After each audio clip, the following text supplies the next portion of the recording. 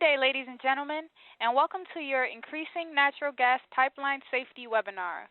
All lines have been placed on a listen-only mode, and the floor will be open for your questions and comments following the presentation. If you would like to submit a question at any time during the webinar, you may use the chat box located on the lower right-hand side of your screen. Simply type your message into the box and click on the send button. If you should require assistance throughout the conference, please press *0 on your telephone keypad to reach a live operator. At this time, it is my pleasure to turn the floor over to Ben Hush. Sir, the floor is yours. Thank you very much. Good afternoon, everyone. First off, I just wanted to quickly apologize for some of the technical issues we are having today. As a reminder, today's webinar will be recorded and posted online to ncsl.org, so should you join late or have to leave early, it will be available for you to listen again at any date in the future that you would like. As was just mentioned, my name is Ben Hush. I am the Committee Director of the National Conference of State Legislatures Natural Resources and Infrastructure Committee, and I'd like to welcome everyone to today's webinar on natural gas pipeline safety. As a reminder, today's webinar is the 7th in the NRI Committee's 2014 Spring Webinar Series. Our next and final webinar will be held tomorrow, June 19th, also at 3 p.m. Eastern, focusing on small nuclear module reactors. Please go to our website, ncsl.org, to register for free or to watch videos of archived past webinars. Additionally, for those of you that are interested, NCSL actively maintains a state energy legislation database where you can view and track specific state legislation dealing with natural gas. But back to today's webinar that you all came for. Today we'll hear from a panel of speakers on how the natural gas industry and states are dealing with aging pipelines and ways we can ensure the safety of transporting this important fuel. Following the final presentation, we will hold a question and answer session. For those joining us via the web, please feel free to use the chat box in the lower right part of your screen to submit questions ahead of time. Our first speaker, Bruce Paskett, is the Principal Compliance Engineer for Northwest Natural, a publicly traded utility out of Portland, Oregon. Northwest Natural is a member of the American Gas Association, which represents more than 200 natural gas utilities that deliver natural gas to 177 million customers nationwide. In his capacity as a principal compliance engineer, Bruce is heavily involved in numerous federal pipeline safety rulemaking efforts and has also worked on state level in pipeline regulatory efforts, including his work with the Oregon Public Utility Commission staff to develop a number of creative pipeline safety improvement programs related to cast iron and bare steel replacement. With that, the floor is yours, Bruce. Thank you, Ben. Good afternoon, everyone. I want to begin my remarks today by thanking Ben and the National Conference of State Legislatures for giving me the opportunity to talk today about my favorite topic, which is pipeline safety. I do have a lot of material to cover today, so I'm going to move through it very briskly. I want to make sure I leave sufficient time for Senator Jacobs and his important comments that I know he'll like to make. The abstract, and Ben did a great job framing that up for me today, is really how are natural gas utilities planning to overcome the obstacles to bring the nation's system of natural gas pipelines into the 21st century. So in my presentation today, I'm going to discuss how one natural gas distribution company, who is Northwest Natural, responded to this challenge to address the so-called aging infrastructure and create what I would say professionally is one of the safest gas systems in the nation. So the agenda of what I'm going to cover today is on your screen now. We're going to talk a little bit about Northwest Natural's company background, an overview of our piping infrastructure. I'm going to talk quite a bit on our enhanced pipeline safety programs and how we got to where we are today as one of the safest operators in the country. I'm going to touch on the concept of lost and unaccounted for gas and why that's not a good measure of emissions. We are going to talk about a little bit about rate treatment mechanisms and how they can incent operators to accelerate the replacement of this aging infrastructure. In addition to improved pipeline safety, I am going to talk about the added benefit of these programs to reduce natural gas emissions. And I would be remiss if I didn't discuss and touch on state excavation damage prevention laws. So real quickly, Northwest Natural, we operate in Oregon and Southwest Washington. We serve nearly 700,000 residential, commercial, industrial customers. We've designed, constructed, own, and operate nearly 650 miles of natural gas transmission mains, over 13,000 miles of distribution mains, and 680,000 distribution service lines.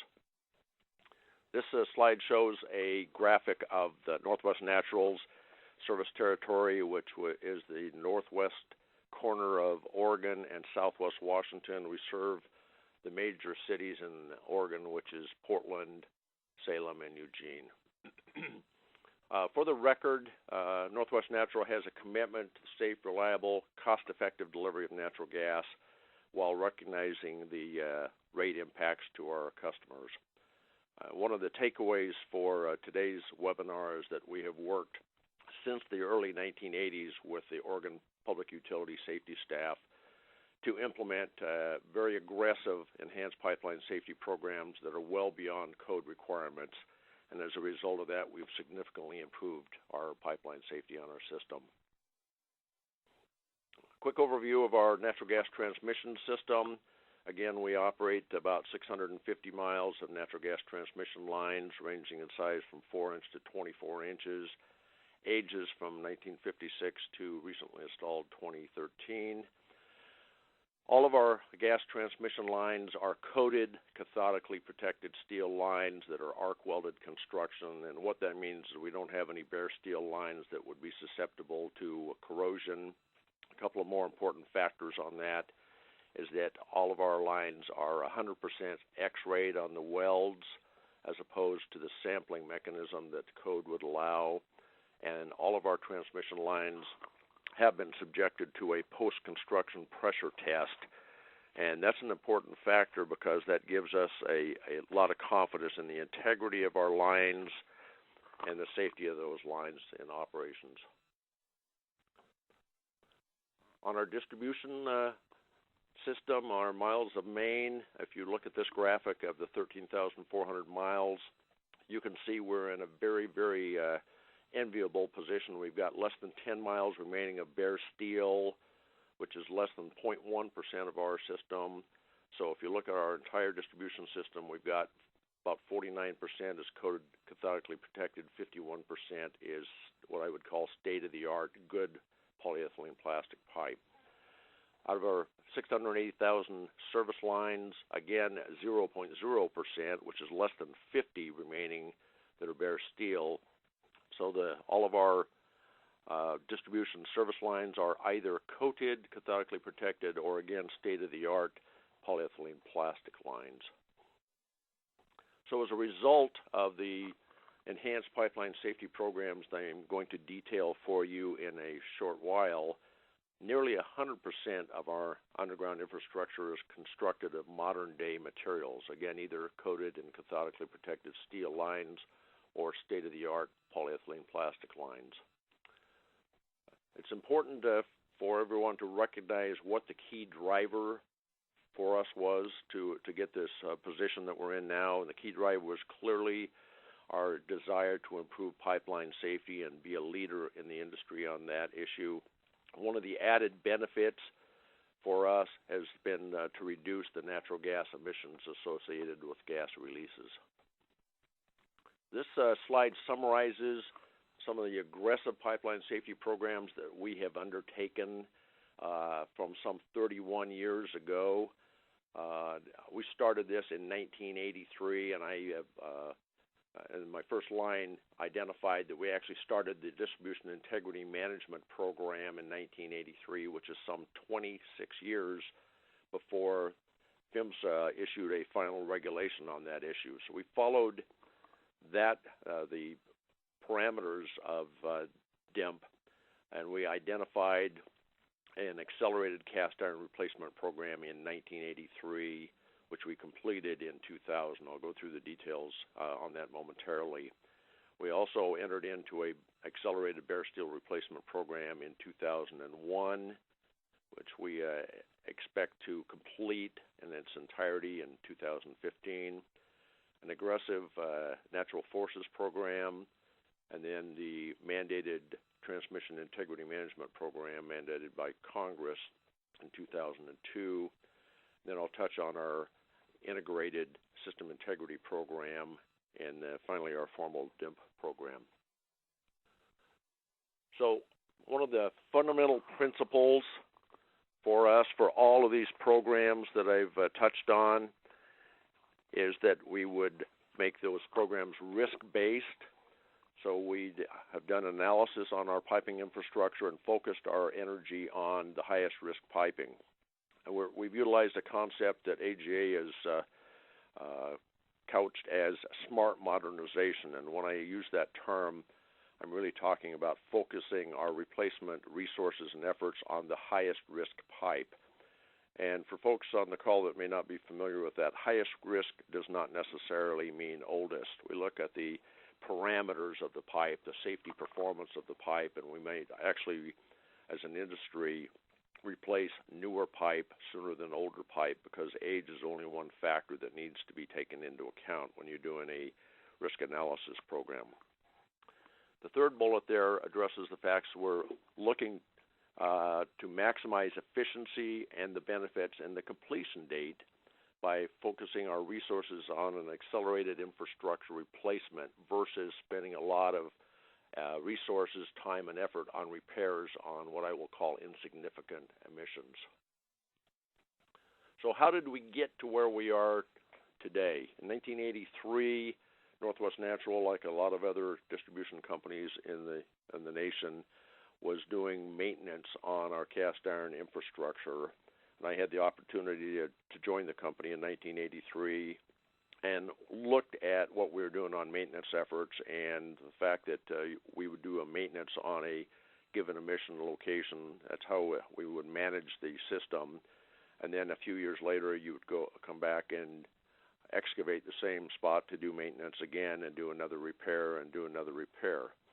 So I did analysis way back in 1983 and identified that if you do a cost-benefit analysis and look at the cost of O&M maintenance compared to a capital replacement program, I believe that we could actually do a major capital replacement for our cast iron and basically have it repaired once and for all. So Northwest Natural worked very collaboratively with the Oregon PUC to initiate a accelerated cast iron replacement program, which included early on a rate treatment mechanism for the company. The key parameters of that was annual update meetings with the PUC staff and with other stakeholders to show them progress year on year and also lay out our plans for the following year. I'll show you graphs momentarily, but if you look at the performance metrics, we showed a significant improvement in pipeline safety and reduction in emissions. And I'm very pleased to report that our accelerated cast iron replacement program was completed in 2000. So this graph shows our cast iron performance metrics for where we had all of our cast iron, which is in the Portland district, and this graph shows what I will call grade B emissions, which is, according to the Gas Pipeline Technology Committee, it's just a measure of the severity. So grade A or grade 1 would be more severe, grade B is moderate, grade C are very, if you will, insignificant emissions.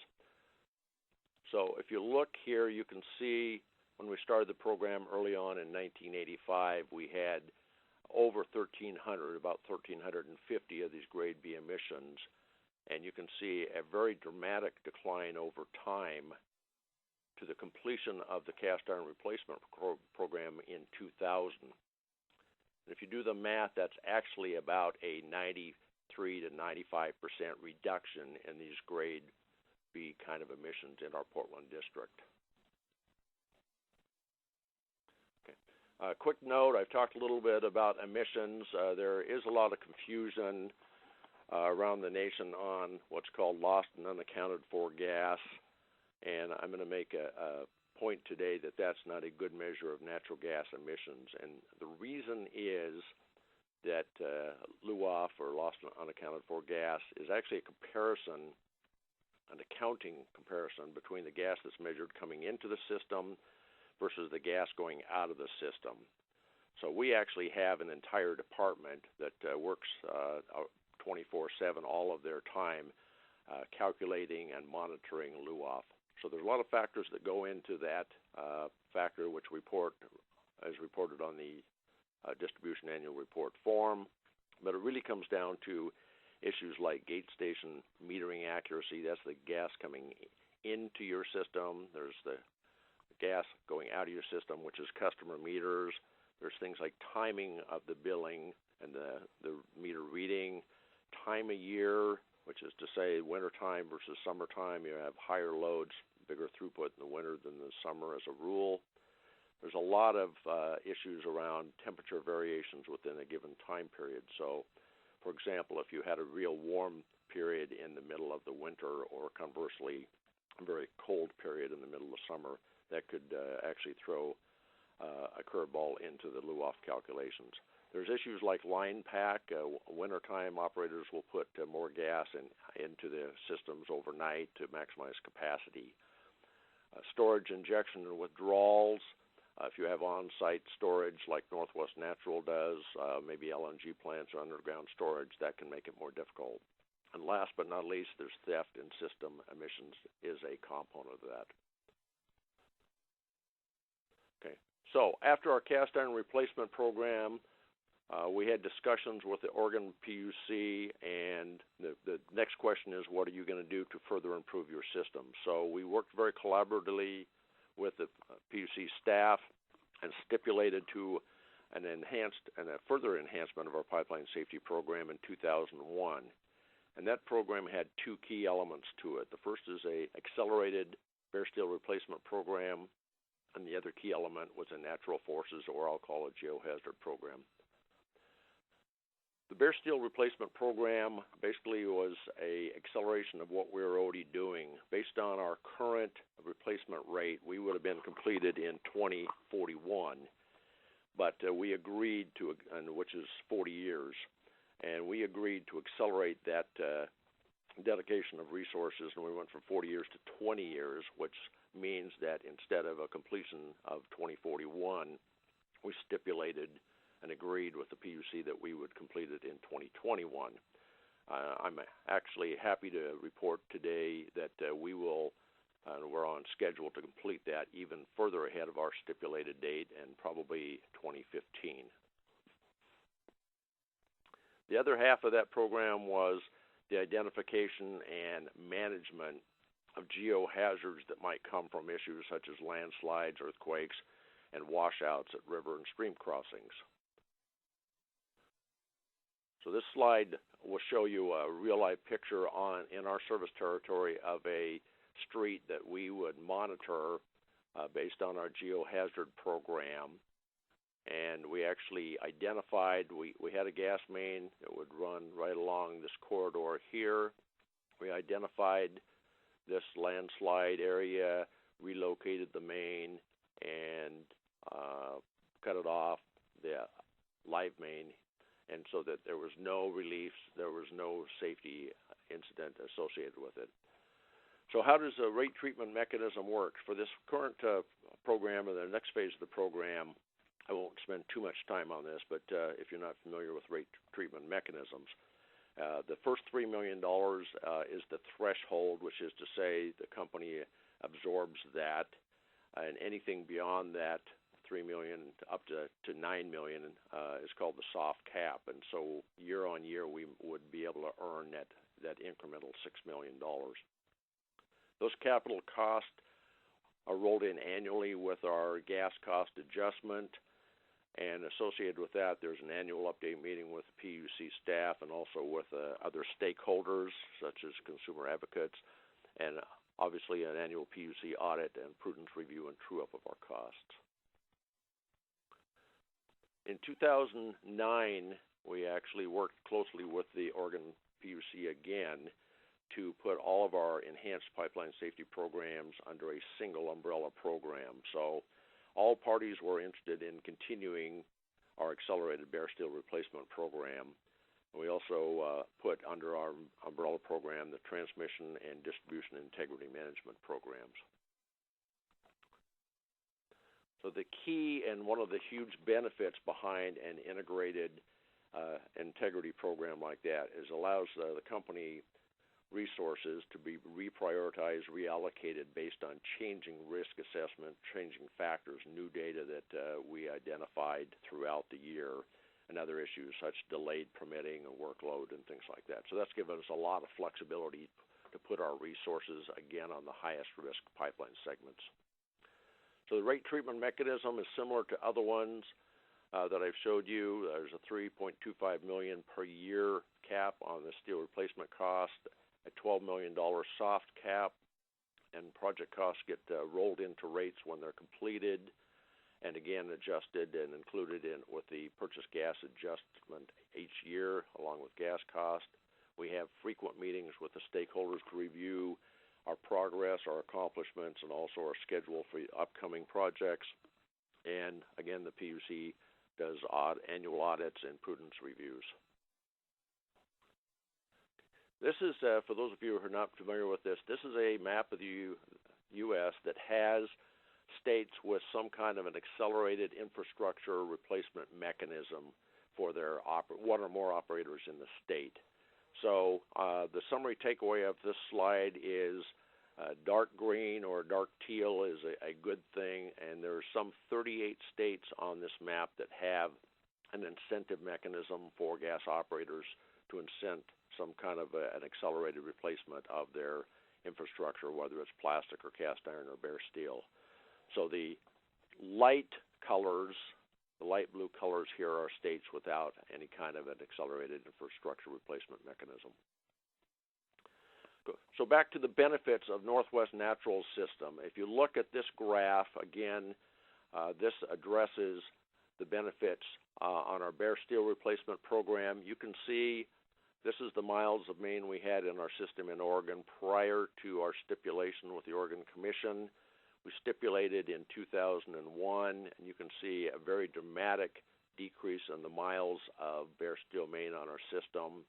And if you extrapolate this bar graph out a couple more years, you can see that that's actually to zero. So we're very pleased with that. If you look at, again, the grade B emissions on the system, you can see a dramatic decrease on those as well, a big decline in the emissions on the system. And the other takeaway from this is that the majority of these remaining emissions are not related to the pipe itself. It's related to other infrastructure, things like minor releases from valve packing and things like that. This is one of my favorite graphs. This actually shows the net benefits associated with our natural gas pipeline safety program. So if you look in the purple bars here, this would be the emissions that are related to our bare steel pipe. And you can see when we stipulated to this agreement with the OPUC, our level was up here, and over time as we replaced the bare steel pipe with state-of-the-art plastic pipe, the net emissions were going down, and the emissions associated with the plastic pipe are shown in red. And important to recognize that this calculation in this graph was put together based on EPA Subpart W emissions factors. So the takeaway here, by the way, if you look at the green bars at the bottom of this graph, that is the net reduction in emissions associated with Northwest Natural's bare steel replacement program. Okay, so one more thing I mentioned, I would be remiss if I did not talk about excavation damage prevention laws when I'm talking about pipeline safety. And the main reason is that excavation damage does present the greatest single threat to pipeline safety. Congress recognized that in the 2006 Pipeline Safety Reauthorization when they identified the 9 elements of an effective damage prevention program. There's probably in my mind, and I actually participated in the development of those 9 elements, that the 3 at least critical elements is effective enforcement, if necessary, if you will, carrot and a stick, participation of all the stakeholders, and a third key is to make sure that the agency with oversight authority is also the agency that has pipeline safety responsibility, which is typically the PUC. Next bullet, a lot of states do not have an effective damage prevention law. And the issue associated with that is that you'll end up with excavators that have no accountability if they damage a gas pipeline. PHMSA, for those of you who may not be aware, any day is going to issue a rule that allows them, PHMSA, to assume enforcement in states with inadequate damage prevention programs. And they have actually done an analysis of a lot of the states to identify those states. Last bullet, reducing excavation damages not only improves pipeline safety, but it also adds additional benefits of reducing the natural gas emissions. This graph or this slide shows off of PHMSA's website a look at the serious incident data for gas distribution pipelines from 1994 to 2013, and you can see in red, the red part of this pie chart, 34.5% of all these serious incidents, and that is injuries, serious injuries and fatalities, are as a result of excavation damage. So that reinforces my point about excavation damage being the single greatest threat to pipeline safety. Okay, summary slide. Just to wrap it all up, Northwest Natural did work very collaboratively with the PUC in multiple cases to develop a risk-based program that we're very proud of, and we significantly improved pipeline safety. And two key elements of that has been our accelerated replacement for cast iron bare steel. The system will be 100% modern materials by the end of 2015. Key driver for all of our actions was pipeline safety and our desire to further improve pipeline safety. The reduction in lost and unaccounted for gas and emissions is an added benefit. I want to reinforce the point that LUOF is not a good measure of gas emissions. Another key point, early entry into this program and this effort in 1983 has allowed Northwest Natural to spread these costs over time, and it's eliminated what I will call rate shock for our ratepayers. So we have had actually a minimum rate impact.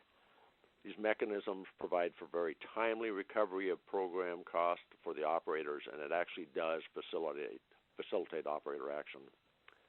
I'm going to argue that the current low gas commodity cost because of the shale gas revolution really provides an excellent incentive and a great time for operators to accelerate their infrastructure replacement programs. And finally, last but not least, effective state damage prevention laws are really, really important to improve pipeline safety, and they also provide an added benefit for reducing emissions. That concludes my remarks. Ben, I'm going to hand the helm back to you and let you proceed from here. And I'll be happy to field any questions after Senator Jacobs. Thank you so much, Bruce. That was some really, really great information there. So with that, I'd like to introduce our second speaker. Today we are very lucky to be joined by State Senator Michael Jacobs from the great state of Illinois, representing the 36th Senate District. Senator Jacobs is the chair of the Illinois Senate Energy Committee and is well-versed in issues pertaining to natural gas and pipeline safety. With that, the floor is yours, Senator. How's everyone doing today? Hey, I just wanted to talk a little about what we're doing in Illinois. And last year we passed some legislation that gave the opportunity to create an accelerated pipeline replacement and modernization projects for the three major natural gas utilities in Illinois. We want to maximize safety and reliability of these systems, at the same time structure a way so that ratepayers could support the investment that was cost efficient and fair. In the prior year, I did the smart grid in Illinois with ComEd, and so this legislation wasn't as difficult to move because we had already gotten people used to the idea that you have to put something in if you want to take something out. And I think that's one of the things as a legislator that I see is problematic a lot of time with pipelines, natural gas pipelines, is that you can't see them. And nobody sees the benefit. It's not like cutting a ribbon on a brand new building. Most of these get buried, and there's no real upside other than safety and reliability. And that sometimes can be a very difficult thing to make voters understand. What this will do, the installation of facilities will retire and replace gas facilities constructed of material identified as being prone to leakage. These include the cast iron mains, the bare steel mains, the copper services. We're also going to relocate the meters from inside the customer's facilities to outside, which is something we also did with the smart grid on electrical. We're also upgrading the gas distribution system for low pressure to medium pressure, replacing the high pressure transmission lines and associated facilities identified as having a higher risk of leakage or failure. I think it's important to remember that a lot of these lines have been buried for a decade. I think it goes with the notion that America's infrastructure is aging, and we've got to figure out a way to make voters understand that it's important to replace it, because if we don't replace it, it's going to cause us even greater concern in the future. But by replacing, installing, and transmission and distribution regulating stations and the valves associated with the facilities to overpressure protection. There was some opposition to the bill, but we did a good job of bringing all the parties together and working towards a compromise, which is something else you don't see much in government anymore. But we were able to find a compromise, and the initial draft will provide a automatic rate increase for ratepayers over the 10-year life of the project. And, it seems like everybody's fine when you raise the cable bill. Nobody says anything. But when you raise electric bills, people get a little upset. They have to understand that it's going to be safer, and that's what they're paying for. They're paying for safety and reliability. In Illinois, we have the Citizens Utility Board, CUB, which is a citizens group that is opposed to increases in utility rates. And they argued against the formula rates for gas utility infrastructure improvements. In Illinois, People Gas serves the city of Chicago. It is seeking to replace its cast iron gas pipes, much of it which dates back to 100 years old. It could take up to 40 years to do this work at a normal pace. Nicor Gas, which serves customer in northern two-thirds of Illinois, outside the city of Chicago, will focus on replacing thousands of miles of existing natural gas main, beginning with several older communities that form a ring around the city, plus more than 1,000 services that will be upgraded from low pressure to high pressure. Amron, Illinois, serves the lower one-third of Illinois, not only has similar needs to Nicor, but it needs to link the pipeline to the older legacy companies in one of the enhance safety and reliability. It was very important when we worked on this bill to work with the Illinois Commerce Commission to continue, and then we gave them the ability to have oversight over the pipeline replacement planning.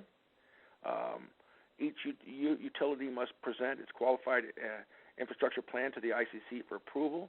Specific guidelines were established about what kind of work could or could not included in their plans. The law has a strict performance reporting mandates. The ICC is the agency that oversees and reviews these mandates. In balance, the ICC has 120 days to review and respond to the initial qualified infrastructure plans. One of the things we've learned over the years is that the Illinois Commerce Commission sometimes is more for consumers than they are for the companies. And therefore, sometimes we have to make sure that we treat them with a carrot and a stick, too, that we get things out of them so that business can thrive and that consumers are also protected. And that's why we did that. The performance metric includes provisions very important to constituents, with the state including a report of workforce diversity, which is becoming a bigger and bigger issue in Illinois with its 13 million people. It's a very diverse workforce. The way that the money is recovered is through a customer surcharge. Nobody wants to vote for that. I can tell you as a politician, nobody wants to make the customers pay. But at the end of the day, it's the customers who are using the product, and so the customers have to pay. Recovery only begins at the baseline of utility investment has been established and met, and investment cannot exceed the annual average of 4% for non-fuel revenue. This protects ratepayers against overburdening costs of the infrastructure work. With that, I would like to turn it back to our host, and we'll take questions, and I'll try to provide as much real-world view as I can. And I really want to say how impressed I was with the first speaker about his knowledge and his details. And every time I learn more and more about energy, but the one thing I do know is politicians, we as politicians, even people like me that don't have a strong background in energy. I'm working on it, but we're learning every day, and it's important that we have not only people that really know their business, but the people that will lead too. And I just want to thank the first speaker for knowing his business. Thank you very much, Senator Jacobs. So now I'd actually like to begin kind of a Q&A session. So for those listening on the phone or over the web, if you see in kind of the lower right-hand portion of the webinar screen, you'll see a chat box, and you can just submit your questions through there, and I'll go ahead and read them off to our two panelists. So a couple questions that came in earlier, and actually, Senator Jacobs, this first one is to you, and you kind of started to answer it already, so I'm not sure if maybe you saw kind of my screen, but really it was, I guess the base of the question was, what lessons would you have for other legislators or even legislative staff if their states were to undergo kind of similar efforts with regards to replacement programs? Well, do know that any time that you have a plan that includes taxpayers paying the bill, everyone's going to be very interested, and not always in a positive way. Frankly, when we did the electrical smart grid with Commonwealth Edison, before we did the pipeline smart grid, I got my brains beat in, to be honest with you. I mean, I got my brains beat in from every angle. I stuck with the business community. I'm a Democrat, but I stuck with the business community and pushed it forward because I thought it was something important. I think that you have to be ready to take a few lumps, but you also have to have faith in voters and in people that they want these things too. You know, when with all the natural gas, the low price of natural gas today, we had better get ready in this country to move that gas in a safe and reliable way, or else we're going to find ourselves in a problem because the cost of other energy forms are so high that natural gas is becoming the preferred choice of a lot of states. Great, thank you. Bruce, this next question is actually for you, and this came in kind of probably in about the middle of your presentation, maybe towards the beginning when you started talking about negotiations with the PUC. And actually the question was kind of two parts. If you could just explain what the PUC was for those that may not be aware, and just maybe give a little bit more details that you are able to share regarding that and how those negotiations led to kind of an accelerated schedule that allowed you to reduce replacement schedule by what I remember, I think, is 20 years. Right. Okay. Thank you, Ben. For those who are not, I apologize for the acronyms here, but the PUC, obviously, at least in the state of Oregon, is the Public Utility Commission, and Senator Jacobs referenced the ICC, which I believe is the Illinois Commerce Commission, which is kind of the equivalent. So the Oregon PUC has jurisdiction over our company and other LDCs, but they have jurisdiction on two fronts. And the first front is with respect to rate making. In other words, they analyze the company and they determine what is a fair and reasonable rate that we can charge our customers for delivering natural gas. The other side of the Public Utility Commission is the pipeline safety side, which is the side that is more concerned about making sure that we're safe and reliable and don't have any pipeline safety incidents. So how we got to actually those different accelerated programs, improved pipeline safety programs that I talked about, which is the cast iron replacement program and the bare steel replacement, where we did, in fact, accelerate our completion date by some 20 years, and it's going to end up being 25 or 26 years by the time we're completed, was by working collaboratively with the PUC, the safety side of staff with the Public Utility Commission. When the day is done, I am a big advocate on working collaboratively, and I think that we all have the same end goal, which is to make sure that we deliver natural gas safely and reliably, and make sure that there's no incidents, and obviously cost effectively, so minimize the cost to our customers. So in reality, how those came about was a partnership, if you will, with the pipeline safety staff and Northwest Natural, and I had the opportunity to work with the pipeline safety staff to move forward on this thing. I think you need to have an advocate at the company and an advocate at the commission that are all interested in making sure that you can move forward on this and make sure it's the right thing to do for all parties. So that's kind of a short explanation of how we were able to arrive at what I think was a very, very progressive enhanced program, certainly going all the way back to 1983. Great, thanks, Bruce. I guess this next question is, I'll say for both of you, Bruce, I'll throw it to you first. It's really a kind of a combination of two questions. One that came in during your slide when you of the roadway that had been, I believe, that had been impacted by a landslide. Yes, sir. And the question, or kind of combining the two questions, is really, does Oregon have any requirements to provide route maps to local emergency responders? And what information regarding pipeline routes do you provide to the response community? Good question. Oregon does not have a specific requirement for route maps and that type of thing. What we do is we do deal with our emergency responders, which is primarily police and fire, on emergency response issues, and we always will point out to them that the National Pipeline Mapping System, which is, for those who may not be familiar, it's on PHMSA's website, and emergency responders can get access, and that will show the emergency responders in any state and a given community where the operator's key pipelines, and I'm talking now primarily transmission pipelines, are located. The other half, maybe I'm going one step beyond the question, but the other half of that is we certainly have a program to work closely with our emergency responders to ensure that in the event of any kind of an incident that may occur, that we are working very closely with them on the response on that. And if we identify something like that a landslide that I showed on my slide, we'll certainly work with the emergency response community and tell them what we know on that. Great. And Senator Jacobs, I didn't know if you wanted to add anything to that. I would just add that I'm going to go back to the prior question and just say that one of the things I think we did wise in Illinois was we brought in the environmental groups, and many of the environmental groups end up supporting not only the new gas pipelines, but the smart grid as well.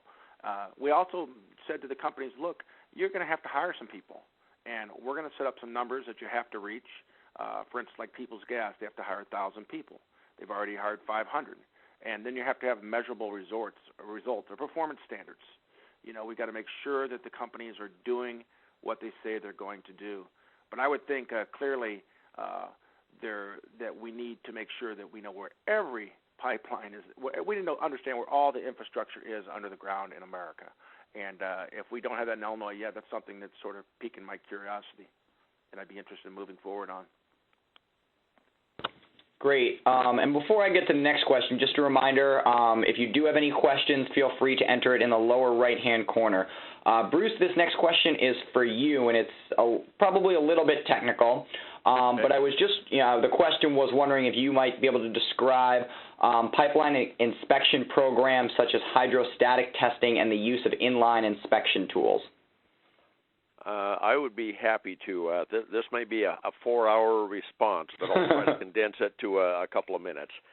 As part of the regulation that was mandated by Congress in the 2002 Pipeline Safety Reauthorization, Congress mandated that operators would identify their pipelines in high-consequence areas and would do integrity assessments of those lines, and they would, based on 3 different technologies. I'll try not to get too technical here, but when operators build a new pipeline, and I'm going to kind of focus on transmission lines because I think it's a transmission line question, operators will always do what I will call a post-construction pressure test, which is usually a hydro test. And again, a hydro test is where you put water in the pipe, you put a lot of pressure on it, And the concept is you want to try to see if there are any defects or anomalies, if you will, in the pipeline. So the pressure test that you do is well above the operating pressure that the pipeline will ever see. As part of the transmission integrity management programs, operators will routinely either do a external corrosion direct assessment, which in very quick terms is an above-ground electrical survey to try to find anomalies, or they will do another follow-up hydro test. But probably one of the most used tools these days, in addition, probably external corrosion direct assessment is the first.